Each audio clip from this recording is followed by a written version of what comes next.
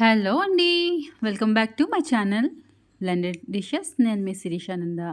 ఈరోజు మనం చాలామందికి ఇష్టంగా తినే మటన్ బిర్యానీ ఎలా తయారు చేసుకోవాలో చూద్దాం. నేను తయారు చేసే పద్ధతుల్లో ఇది ఒక వెరైటీ. మరి ఆలస్యం చేయకుండా రెసిపీ ఏంటో చూద్దామా? మటన్ బాగా కడుక్కొని ఒక బౌల్లో వాటర్ లేకుండా తీసుకుందాము. దీంట్లో మనం మ్యారినేషన్కి కావాల్సిన ingredients one by one add చేసుకుందాము.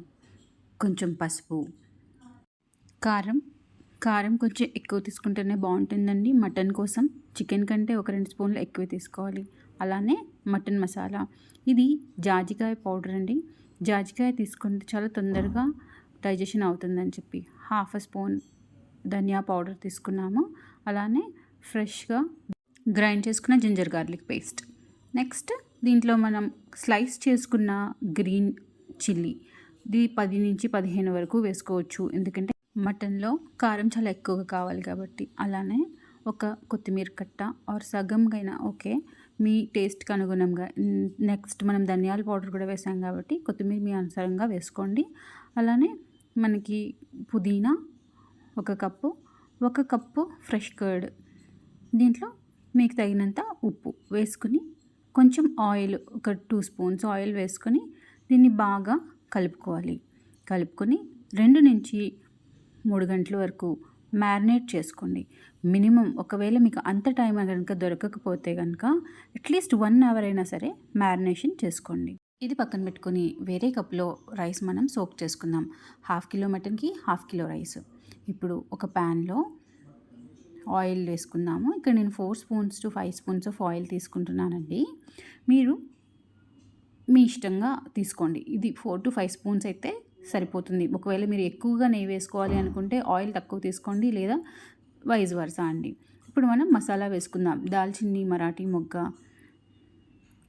యాలకులు అండ్ లవంగాలు, కొంచెం బే లీఫ్ వేసుకొని లో ఫ్లేమ్లో వేయించుకోవాలి, లేకపోతే మాడిపోతాయి.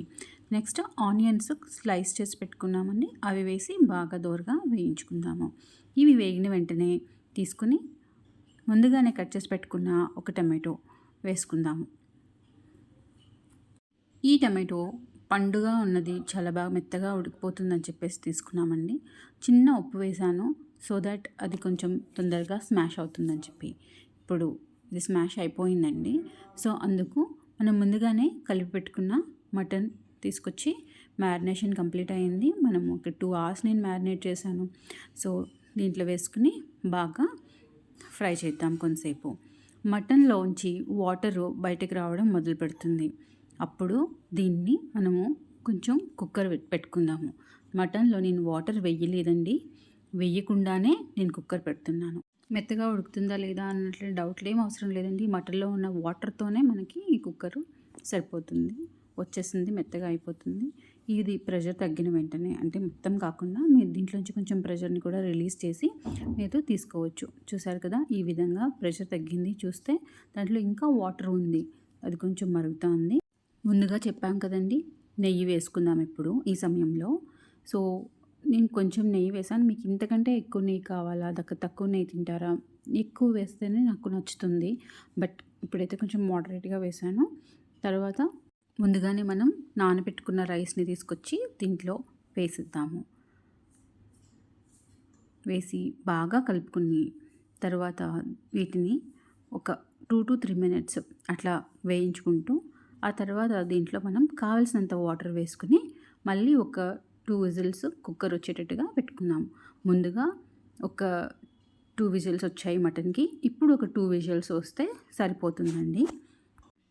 ఈ స్టేజ్లోనే మనకు ఉప్పు సరిపోయిందా లేదా కూడా చూసుకోండి. కావలిస్తే కనుక ఉప్పు మళ్ళీ వేసుకోండి.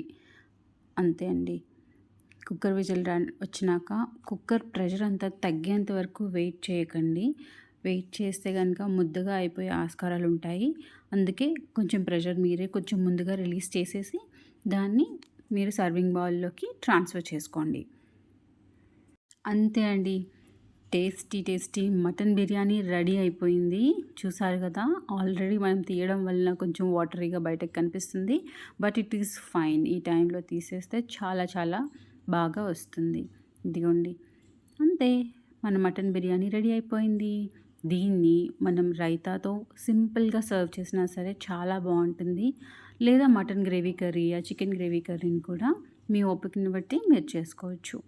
ఇప్పటికైతే మాత్రం దీన్ని మా ఫ్యామిలీకి రైతాతో సర్వ్ చేస్తున్నా. మీరు కూడా ఈ రెసిపీని ట్రై చేసి ఎలా ఉందో మాకు కామెంట్స్‌లో చెప్పండి. నా ఛానల్‌ని సబ్స్క్రైబ్ చేసుకోవడం మర్చిపోకండి. For more videos. Thank you for watching. Have a good day.